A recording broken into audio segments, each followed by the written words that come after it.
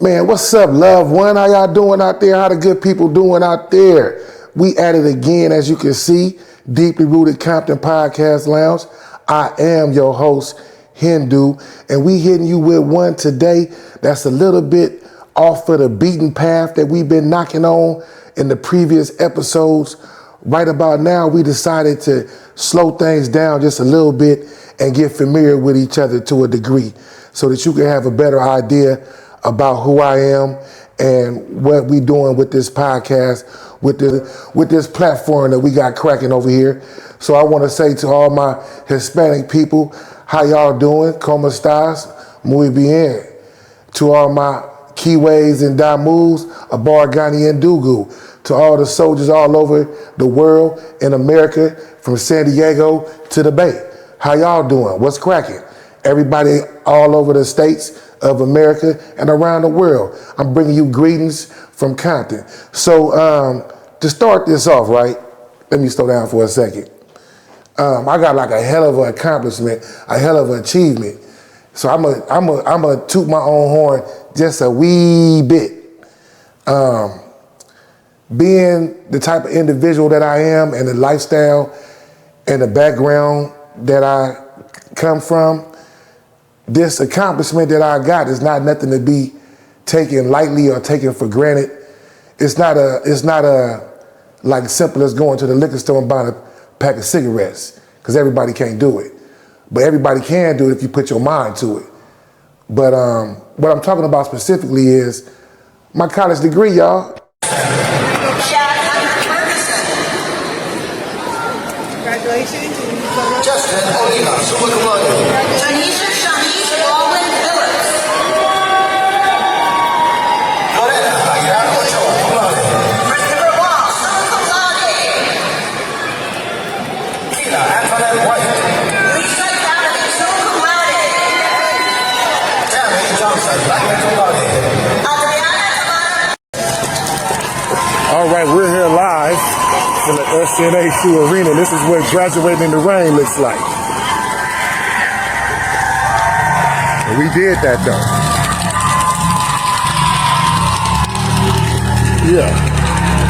The criminal justice system from the eyes of an offender.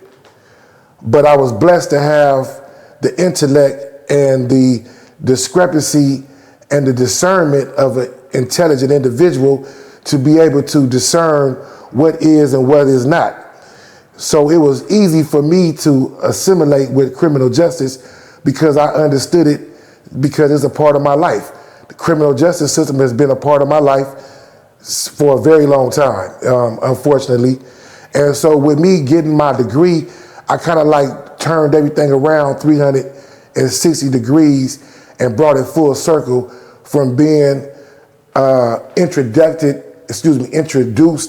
to the juvenile hall system and graduating from the federal prison system to being free, quote unquote, getting off federal probation and eventually checking into school and studying and getting my degree. Now, was it easy? Hell no. What in life is easy? That's about something gonna come to you easy. It was instances where I didn't think I was gonna make it, you know. It was a time where I had a professor. Okay, first before I tell you about the professor, let me tell you about the setup. So you do an assessment test. So in the assessment test, they see what your strong suits are and your weak suits. Personally, me, I'm great with English, I'm great with history. So I got what they call an English brain. Then you have other people that's great with math and things of that nature. They got a math brain. Okay, so people that's good at math are usually not good with words. People that are good with words are not usually good with numbers. It's a rare chosen few people that know how to put them symbols, them numbers, and them letters together and still come up with a mathematical equation that has a realistic probability. That's not me. So I had an adverse situation initially when the school know I'm not good at math. You know, truth be told, I didn't go past what you call that? Basic math. No pre-algebra, no algebra, no geometry, none of that. And I graduated from high school because my mama wanted me to after I got out of juvenile hall. But that's another story. We ain't talking about that right now. So I take this assessment test, and they see that I'm proficient in English and history and reading and writing and spelling and understanding, so on and so forth. Why would you put me in a applied statistics class when I was never introduced to statistics, which is the chronological order to go? You don't apply something until you're introduced to it. How can you apply something if you don't even know what the hell it is? Like this. This is a lighter. You do this and you get light from it, right? But if you don't know what this is or how this works, how are you supposed to know to take this and put it to this blunt and fire it up? You're not going to know until you take the introduction to the class first. And that's what I had to do. But first they gave me applied statistics. And so I had to talk to the counselors and let them know that this is not what's up right here. I need to be in the introductory course first because math is not my strong suit. So that was like a semester where I was a full-term student, and that was a semester where I couldn't continue on my course because one of my classes had to get dropped so that I could come back and take it the next semester. Cool, no problem. We pushing. The next semester come, I get introduction to statistics. I'm like, okay, I'm pretty smart. I can figure something out. Just give me a second, I'll figure it out. I'm doing the work. I'm checking my grades every week, turning my work in. My grade, I ain't gonna say I had an A. I had like a C, a D, C, D, it was fluctuating. Get around time to not to graduate, but for the semester to be over with, my work ain't been turned in. My work is missing, so I'm failing. I'm like, what the hell? So I had to wind up getting in contact with the IT department, showing them that I submitted my work. Then the professor acknowledges that he got the work after the fact and then still grades me. I still wind up with a fail. But I failed the class, and it was like devastating. So let me just ask y'all a question, my good people out there, my good viewers, my good subscribers, my good listeners. If you add something to something, it should be more after you add to it than it was originally, right? And I'm gonna say that one more time in case you missed it. If you add anything to something that's already there, like if I pour another drop in this cup, it's gonna be more in the cup after I pour the drop than what's in the cup right now, right? So that's the law of physics. So I couldn't understand it when the professor said, even after he totaled up my so-called late unturned in work, I still got a failing grade. I'm like, how? Based on what? How do y'all do this? Okay. So, that was a little adversity that I was met with. I appealed it, to the highest level of appeal through the scholastic system at the school, at the university. The people was cool. They didn't reverse it. I still had to take the course over. And I took the course over, and this time I was a little bit more familiar with it because I took it the first time and I really did the work, but the instructor didn't give me my credit. Cool, for whatever reason, I got fucked with, so it's cool. But I still persevered. I still maintained. I didn't lose focus. I didn't lose hope. I didn't get distracted. I didn't say fuck it. I said fuck it. I'm finna really make sure I pass this shit now. And so when I took the class again, I had a hunger for it. Like the little bit I learned from the first time I took it, and now I'm really gonna pay attention even more and really make sure I grasp everything, all these new terminologies, all these new concepts, all these new, everything that comes along with it. This professor from this year, from this century said this, did that, et cetera, et cetera. And so I tricked my brain to learn it and to ascertain it and to hold on to it for a period of time to where I was able to regurgitate it on demand. And then, for the most part, I'm not even gonna lie to you right now, you ask me what an integer is, you ask me what an XY axis is, you ask me what the ratio is and all this and that, we're gonna have to think about it for a minute. I can't just run it off the mouth at you. But now when it comes to criminal justice, I can pop that all day because I grew up going to court, so I know what a probation officer is. I know what a judge is. I know what a bailiff is. I know what a court reporter is. I know what a public defender is. I know what a prosecutor is. So all these things, when you taking it now imagine me going through this from a juvenile to an adult.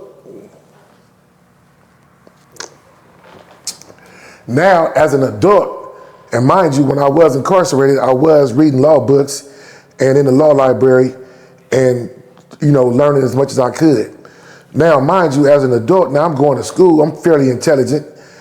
Now I'm going to school, and this is the coursework that I have before me. This is the way I'm taking courses. Like when you go to school, you got to take prerequisites.